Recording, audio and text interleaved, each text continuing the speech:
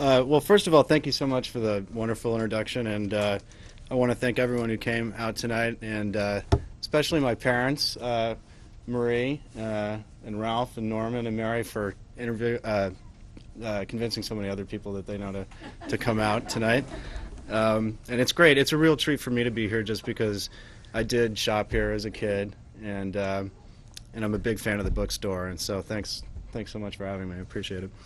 And indeed, the idea for this book actually, first entered my head in the year 2000, which was at that point, 30th anniversary of a rock concert that was held in Laguna Canyon on Christmas Day, 1970, which is the same year I was born. And so our paper ran a cover story about this concert, which was a 3-day kind of riot, basically, where 25,000 hippies descended on this town, which the population was probably less than that at the time, and sort of took over things, refused to leave, and the police kind of finally came in and cleared them out. And the story mentioned deep down that at one point during the show, an aircraft flew overhead, and all these gray cards came raining out of the sky over the crowd, and each one of them had a tab of orange sunshine inside.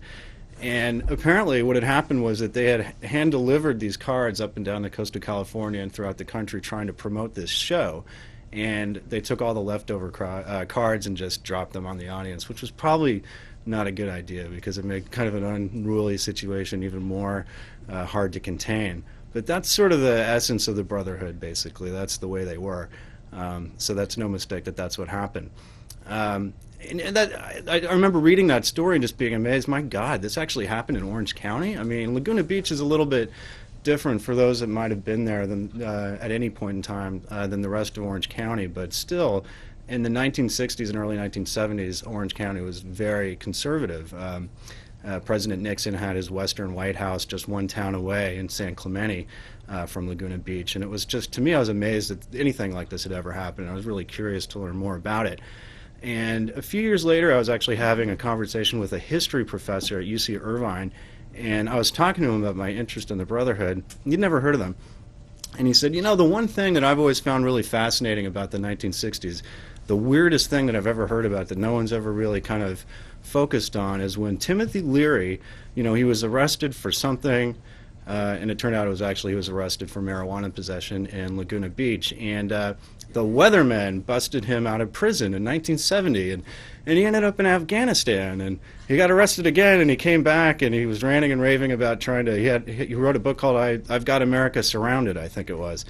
And I told this professor, you know what, it was actually the Brotherhood of Eternal Love that raised the money that they gave to the Black Panthers, that then passed that money to the weathermen that actually carried out this crazy prison bust, which actually was a little less dramatic than it sounded. It was really just Leary climbing over a fence and kind of running off. But they did use an interesting technique that the Brotherhood turned out to have sort of pioneered, which was passport forgery and passport fraud, to sneak him out of the country. And it was no mistake that Leary ended up being arrested later on in Afghanistan, and it was really no mistake that it was the Brotherhood that helped him get there, because both the Brotherhood in Afghanistan and Leary kind of gone back quite a ways by 1970. Specifically, Leary in September 1966 delivered a very famous press conference where he said the words that he'll be remembered for forever, probably, which is turn on, tune in, and drop out. And that was just a month before a group of guys that had actually grown up in Anaheim and were members of a car club called the Street Sweepers, which was kind of a bunch of hoodlums in Anaheim, kind of the American Graffiti era times, when these guys would kind of run around and break windows and get in fights with each other. They were kind of jocks. They ended up sort of, most of them working menial jobs. Some of them were longshoremen. Some of them were garbage truck drivers, what have you. But the most charismatic member of this group of guys in Anaheim, his name was John Griggs, and he was just a little guy. And the shtick that he had in the Street Sweepers was he would go in somewhere to a party and just start mouthing off and finding like the biggest, toughest guy and threatening to just beat him up. And, all attention would focus in on Griggs, who just, with the craziest look in his eyes, you could tell he meant business. But the second anyone took the bait, the rest of Griggs' buddies would come running out and fisticuffs would ensue. This guy, his life had gotten so out of control that he had 2 kids probably by the time he was age 20, I believe. And he had heard about something new called LSD, and it was popular in Hollywood. So he devised this scheme with a couple of friends where they packed pistols and drove up into the Hollywood Hills and crashed this Hollywood producer's party, and at gunpoint stole this LSD from this guy. And they took it, and they just wanted, they just wanted to find out what it was all about. Griggs ended up basically running off into the desert, leaving his gun buried in the sand, as it were, and vowing never to do hard drugs again, which he was addicted to at that point, like a lot of his friends, and never to eat meat again, and a whole bunch of other things. That was kind of the beginning of what happened with this group really taking off. And he convinced one by one everybody he knew, all of his friends who were alcoholics or heroin addicts, to stop that, and to actually, he would sort of trick them. He'd say, let's go out into the desert and have a party. But what it was all about was getting people to experiment with this new thing, which was legal at the time. And by the time Leary came along and really kind of urged everybody to try it, they had been doing something which Leary had no idea about. And it's ironic because Leary, before he told the entire world that acid was sort of the solution in his view, he had tried to prove that it could actually cure criminals of their sort of base instincts. So there was the Harvard Prison Project, is actually what it was called. They actually administered the substance to inmates and in a controlled environment, and tried to get them to really analyze their lives and the decisions that they had made. And they attempted to prove that this could reduce recidivism rates, and the research was a little bit unclear about that.